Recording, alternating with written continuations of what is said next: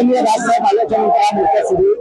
आजचा हा जो मोर्चा आहे हा सत्याचा आहे, खऱ्या मतदाराचा आहे, खऱ्या वोटरचा आहे, जो आपल्यासाठी काम करणारा उमेदवार निवडत असतो आणि त्यांचा मतदान ज्यावेळेला दुसऱ्या काम न करणाऱ्या व्यक्तीला जातो त्यावेळेला असे मोर्चे निघतात. आजच्या मोर्चानंतर निवडणूक आयोगाला आमची दखल घ्यावी लागेल, नाही तर जे नेपाळमध्ये झालं ते भारतातल्या प्रत्येक निवडणूक आयोगाच्या कार्यालयावर होईल एवढं खात्रीने सांगतो. निश्चितपणे तुम्हाला सांगतो आता जनता जागरूक झालेली आहे. ज्या पद्धतीने बोगस मतदान हे लोक करतायत, बोगस मतदार याद्यांमध्ये नावं टाकली जात आहेत, त्याचं प्रतीक म्हणून हा टी शर्ट आहे.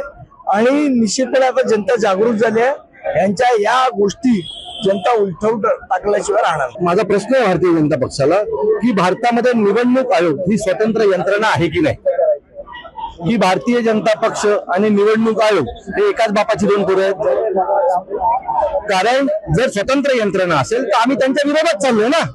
आमचा मोर्चा हा भारतीय जनता पक्षाच्या विरोधात नाही येणारचा. निवडणूक तुमच्या पोटात का दुखतं याचं कारण असं आहे की लायकी नसलेली लोक जी निवडून आलेली आहेत त्यांच्या मनात एक भीतीचं वातावरण तयार झालंय की या मोर्चानंतर जर याद्या नीट झाल्या, बॅलेटवर मतदान झालं तर यांचे डिपॉझिट जप्त होतील.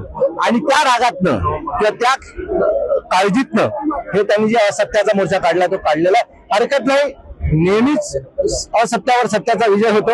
आम्ही असत्यावर सत्याचा विजय मिळवल्याशिवाय राहणार नाही. आम्हाला जे करायचं ते आम्ही करणार आणि आम्ही प्रश्न निवडणूक आयोगाला विचारतोय.